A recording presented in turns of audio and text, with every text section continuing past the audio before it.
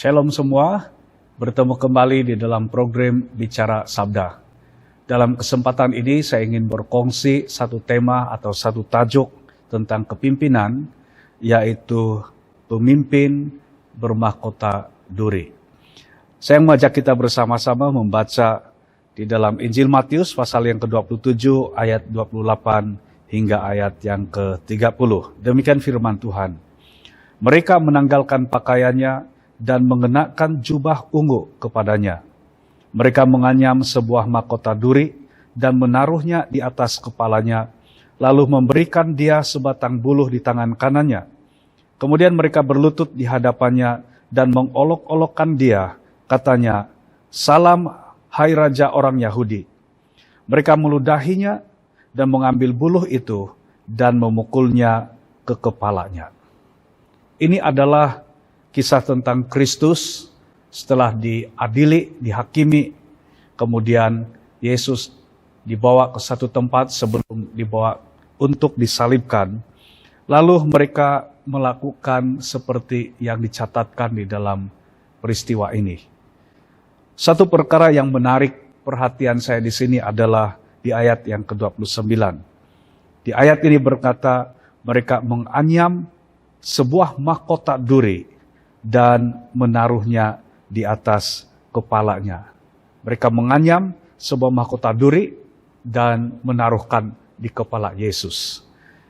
Dari ayat inilah saya mendapatkan satu message berkaitan tentang pemimpin bermahkota duri. Mahkota adalah lambang authority, lambang kerajaan, dan juga lambang kemuliaan. Dan ada banyak sebenarnya yang merupakan lambang dari sebuah mahkota. Sementara mahkota duri yang diberikan kepada Yesus merupakan lambang penghinaan, penolakan, dan juga kesengsaraan. Kalau kita membaca dalam Kejadian pasal yang ketiga ayat yang ke-18, firman Tuhan berkata, "Semak duri dan rumput duri yang akan dihasilkannya bagimu, dan tumbuh-tumbuhan di padang akan menjadi makananmu." Ini adalah firman Tuhan kepada Adam dan Hawa selepas Adam dan Hawa jatuh ke dalam dosa, yang merupakan akibat atau kutukan akibat daripada dosa. Dan semak duri, juga rumput duri adalah lambang kutukan. Dan pada saat Yesus diberikan mahkota duri, Yesus diolok-olok atau dihina, dipermalukan, ini sebenarnya tidak berlaku secara sendirinya ataupun secara kebetulan.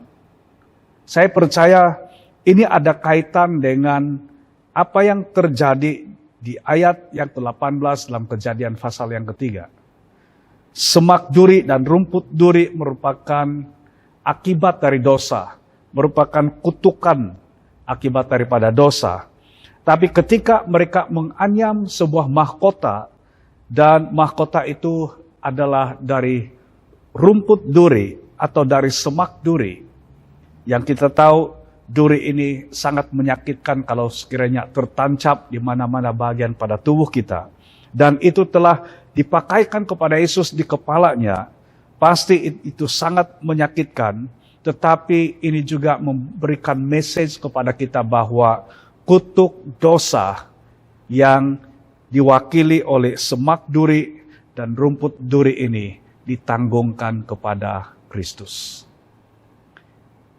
Pada waktu saya merenungkan tentang pemimpin bermahkota duri, ini sebenarnya adalah tentang Yesus. Karena Yesus adalah teladan pemimpin bermahkota duri yang terunggul dalam hal sikap dan motifnya dalam kepimpinan. Bayangkan, Yesus adalah Tuhan. Yesus adalah pencipta segala sesuatu. Dan Yesus adalah lebih daripada layak untuk dihormati, untuk disanjung, tetapi Yesus diberikan penghinaan bukan dengan mahkota yang sebenar, tetapi dengan mahkota yang dikatakan sebagai mahkota duri. Namun di dalam peristiwa ini, banyak teladan yang kita boleh pelajari sebagai pemimpin. Dan kita akan belajar pada malam ini tentang apakah teladan yang harus kita teladani dari Yesus yang merupakan pemimpin bermahkota duri. Pemimpin bermahkota duri ini adalah tentang Yesus sendiri. Yang malam ini kita mau belajar, yang kita mau teladani. Nah, yang pertama dari pemimpin bermahkota duri ini, yang pertama adalah mahkota duri itu ada tentang sikap rendah hati. Ini yang kita harus miliki dalam kita meneladani Kristus yang merupakan pemimpin agung kita, tetapi diberikan mahkota duri. Dan ini berbicara tentang sikap kerendahan hati Kristus sendiri. Kalau kita membaca dalam Injil Lukas pasal yang ke-14 ayat yang ke-11, firman Tuhan berkata, sebab barang siapa meninggikan diri, ia akan direndahkan, dan barang siapa merendahkan diri, ia akan ditinggikan. Nah, perhatikan di sini. Prinsip yang Yesus sedang tunjukkan atau ajarkan atau teladan yang Yesus sampaikan, yang Yesus tinggalkan, dari peristiwa Yesus diberikan mahkota duri itu adalah tentang sikapnya. Karena sebelumnya Yesus mengajar tentang merendahkan diri. Kalau prinsip dunia, apabila kita meninggikan diri, kita akan semakin tinggi. Tetapi kebenaran yang Yesus sampaikan adalah semakin kita merendahkan diri, maka semakin kita diangkat tinggi. Dan Yesus memberikan teladan ini. Yesus sebenarnya layak menerima semua kemuliaan, keagungan. Yesus adalah yang maha kuasa. Tetapi Yesus tidak mengambil kekuasaan itu atau menggunakan kekuasaan itu untuk mengelakkan dirinya daripada menanggung akibat dari dosa manusia, yang mana salah satunya adalah semak duri, rumput duri. Dan ini Yesus telah tanggung ketika dia menerima mahkota duri. Suatu penghinaan, suatu yang begitu menyengsarakan, dan suatu penolakan tentang siapa Yesus yang sebenarnya. Yesus dihina, seolah-olah Yesus tidak ada nilai, dan mereka berikan seolah-olah satu bentuk penghormatan kepada Yesus. Diberikan jubah ungu, diberikan tongkat seperti tongkat kerajaan, diberikan mahkota tapi mahkota duri. Yesus ditampar, Yesus dipukul, mereka hina dengan penyembahan, salam hai engkau raja orang Yahudi. Tapi kemudiannya bukan hanya ditampar, dipukul, tapi Yesus juga diludahi. Tetapi Yesus tetap memiliki sikap rendah hati. Yesus boleh saja dengan hanya sepatah kata untuk membuat semua yang memperlakukannya seperti itu mati serta-merta, atau membuat mereka berubah dari menghina, menghormati, kepada menghormati atau menyanjungi Yesus. Tapi Yesus tidak melakukannya. Karena seperti yang Yesus sendiri katakan, barang siapa meninggikan diri, ia akan direndahkan. Dan barang siapa merendahkan diri, ia akan ditinggikan. Kerendahan hati adalah sikap yang dipancarkan dari pemimpin bermahkota duri, yaitu Yesus sendiri. Rendah hati berbeza dengan rendah diri. Jadi kalau kita membuat satu ungkapan tentang rendah hati, ya sebenarnya berbeza dengan rendah diri. Merendah diri itu hampir sama dengan yang rendah hati. Tetapi rasa rendah diri ini berkaitan tentang kita tidak ada keyakinan atau kita tidak ada kepercayaan tentang siapa diri kita yang sebenar di dalam Tuhan. Rendah hati membuat kita tidak menyombongkan diri dengan apa alasan sekalipun. Sama ada oleh karena gelar, ada gelar Datuk Seri, atau ada pengalaman, mungkin mempunyai pengalaman yang begitu luas, banyak pengalaman dalam kepimpinan atau dalam pekerjaan, dan banyak lagi tentang pengetahuan, mempunyai pengetahuan yang dalam, pengetahuan yang luas, ada kedudukan, maupun memiliki pendidikan yang tinggi. Jangan sekali-kali menggunakan apapun alasan ini, gelar, pengalaman, pengetahuan, kedudukan, maupun pendidikan, sebagai alasan untuk membuat kita menyombongkan diri. Karena ini perkara yang akan membuat kesombongan itu seolah-olah tersembunyi atau kita tidak rasakan yang kita sedang di dalam kesombongan. Contohnya, kalau saudara merasakan sebagai pemimpin, saudara wajar dihormati, saudara wajar diberikan kepercayaan oleh karena ada gelar, mungkin sampai kepada gelar ada PhD, sama ada di bidang teologi ataupun di bidang yang lain, atau ada master dalam bidang teologi atau dalam bidang yang lain. Atau saudara mempunyai banyak pengalaman dalam kepimpinan. Kepimpinan ini sejak dari muda sampai usia dewasa, banyak terlibat dalam kepimpinan, mempunyai pengetahuan yang luas tentang kepimpinan. Gaya kepimpinan orang ini, gaya kepimpinan orang itu, cara kepimpinan ini dan cara kepimpinan itu. Jangan biarkan perkara-perkara ini membuat kita tenggelam, sehingga tanpa kita sadar, kita menyombongkan diri, atau kita merasa kita berhak, atau kita mampu, atau kita patut dalam kepimpinan itu, disebabkan oleh perkara-perkara ini. Rendah diri berbeda dengan rendah hati. Rendah diri membuat kita tidak maksimum dalam potensi kita, serta boleh menyebabkan ketagihan penerimaan dan hormat dari orang lain.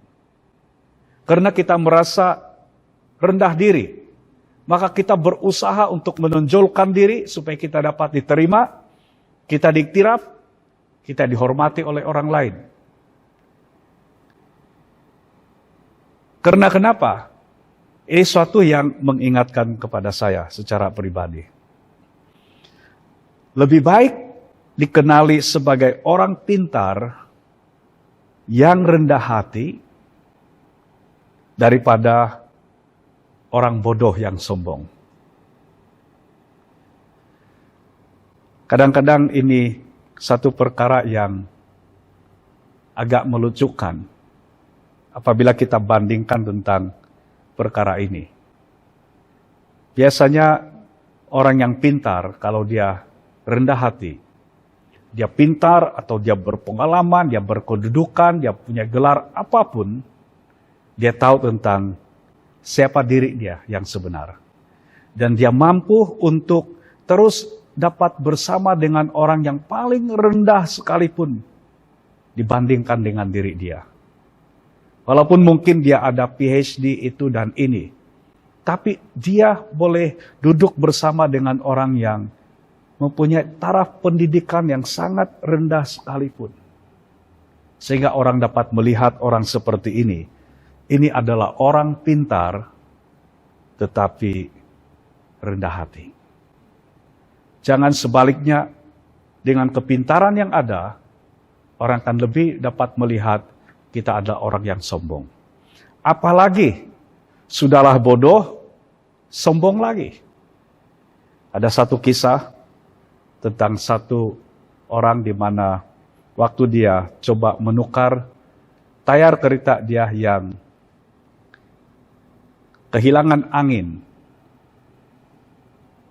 Tiba-tiba 4 skru untuk mengetapkan tayar itu tergolek dan jatuh di dalam parit yang dalam dan kotor. Dan kebetulan itu berlaku di satu hospital yang disebutkan sebagai pesakit-pesakit jiwa. Atau selalu orang katakan hospital orang gila.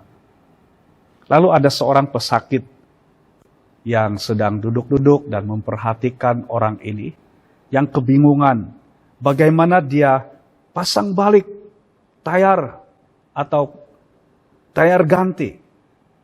Karena sudah tidak ada skru. Keempat-empat skru itu masuk dalam longkang dan tidak mungkin dia dapat mengambilnya lagi. Lalu pesakit ini datang kepada dia dan bagi cadangan. Coba kamu ambil dari 3 tayar yang masih utuh terpasang ini, setiap darinya ambil 1 skru, kemudian pasangkan tayar yang keempat itu. Lalu orang ini terus berpikir yang, iya betul juga. Lalu dia tunjuk dia, kamu? Dan terus dia katakan, iyalah tapi saya bukan bodoh.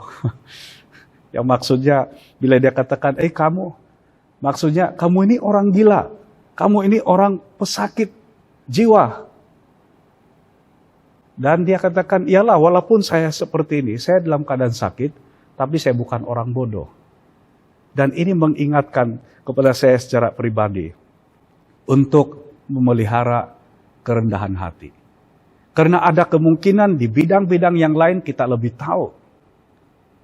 Tapi ada bagian yang mungkin orang itu sangat rendah, tahap pendidikan dia sangat rendah. Pengalaman dia kurang pengalaman. Tapi ada perkara yang dia lebih tahu berbanding kita mengetahui perkara itu. Jadi itu pentingnya kita terus-menerus menjaga sikap rendah hati. Statement ini sangat menegur saya, tetapi juga mengingatkan terus-menerus. Sikap rendah hati akan memelihara kita dari kesombongan yang akan menghancurkan kita tanpa belas kasihan. Ini satu penegasan, satu peringatan tentang pentingnya sikap rendah hati.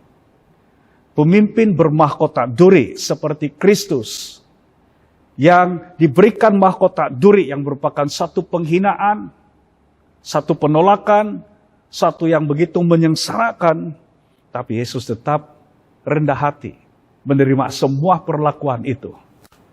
Karena prinsipnya dan kebenarannya, orang yang rendah hati akan ditinggikan. Tapi orang yang sombong akan direndahkan. Orang yang tinggi hatinya akan direndahkan. Kerendahan hati akan memelihara kita dari kesombongan yang akan menghancurkan kita. Karena kesombongan akan menghancurkan kita. Dan cara dia menghancurkan adalah tanpa belas kasihan. Saudara akan dihancurkan oleh kesombongan tanpa belas kasihan. Kalau seandainya kita tidak memelihara dan memiliki sikap rendah hati.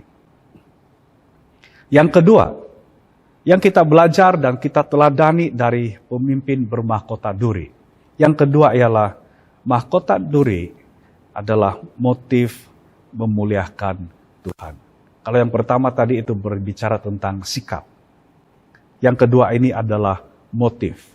Motif mesti memuliakan Tuhan. Motif mesti di dalam tujuan yang benar. Dengan motif yang benar, yaitu untuk memuliakan Tuhan.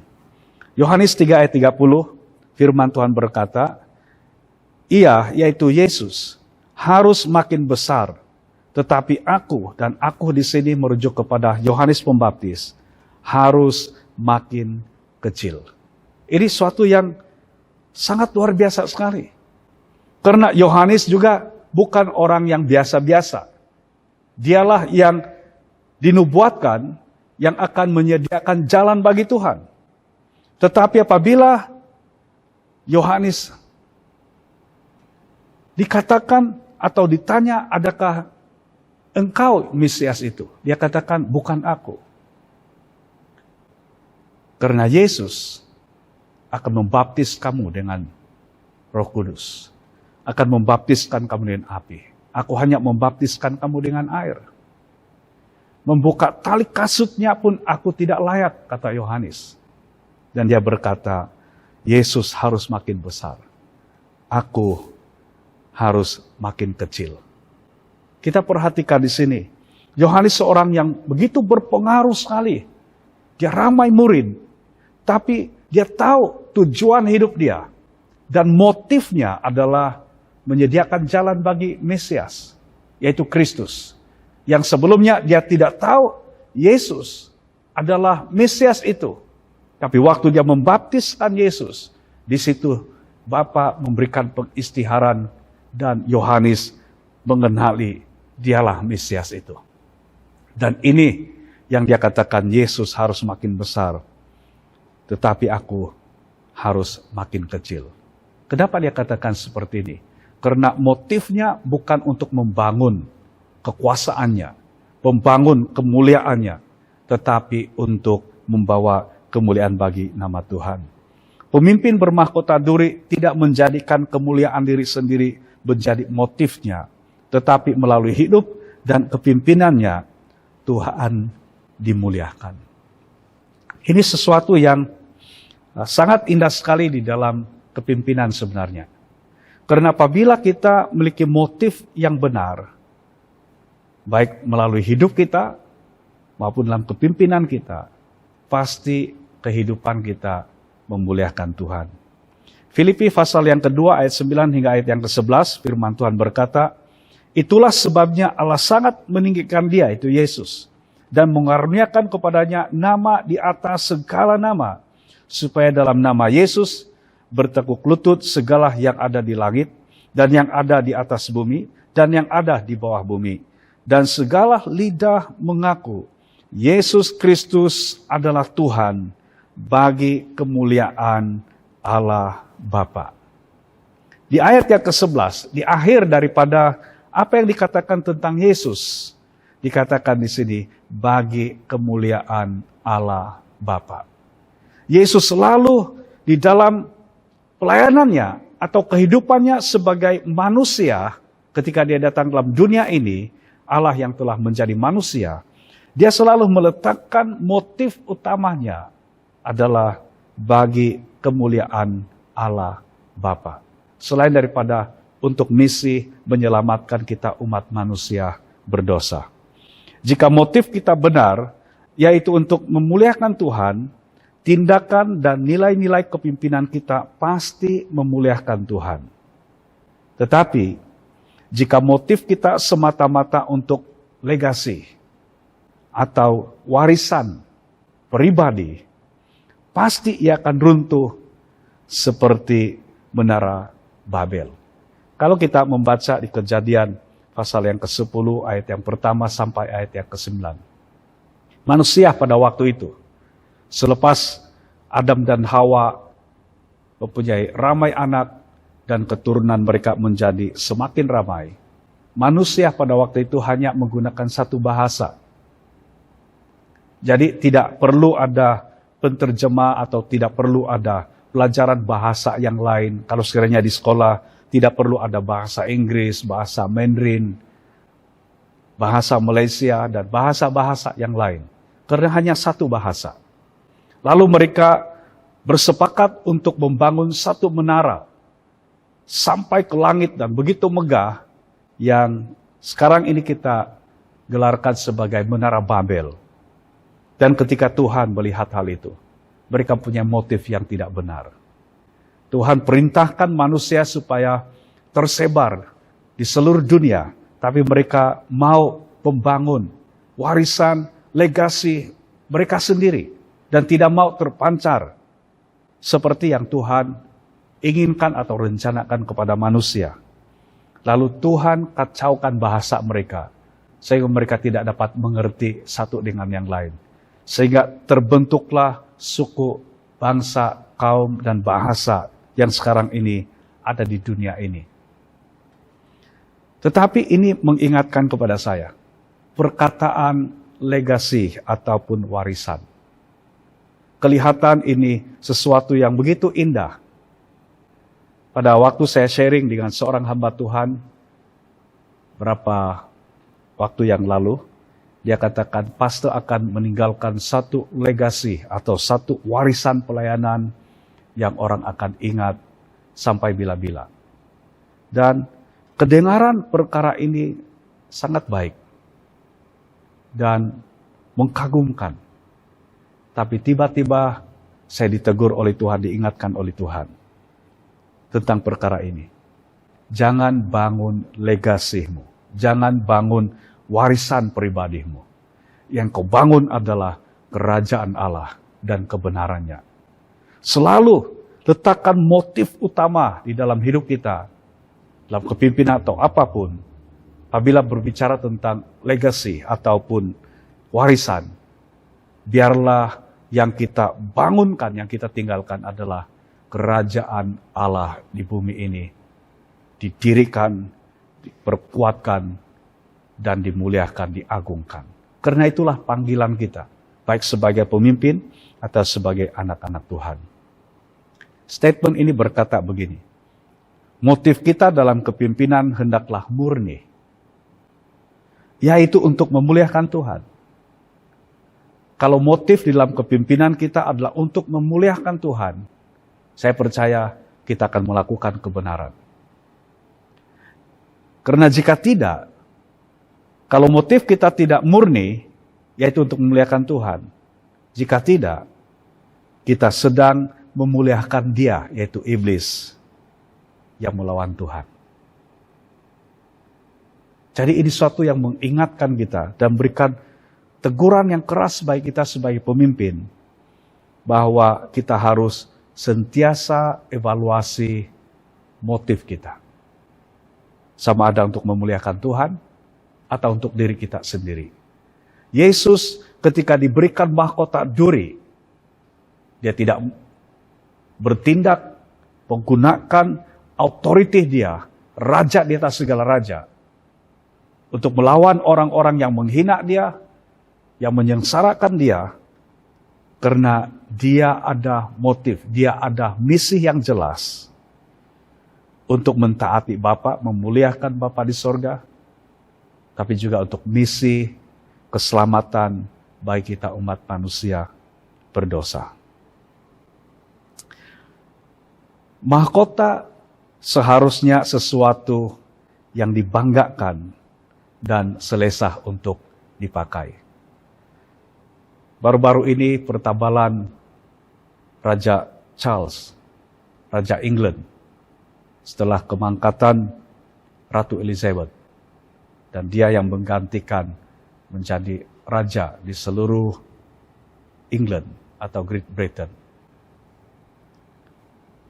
Saya percaya bagi seorang raja untuk diberikan mahkota, dia akan merasa bangga dipakaikan mahkota itu.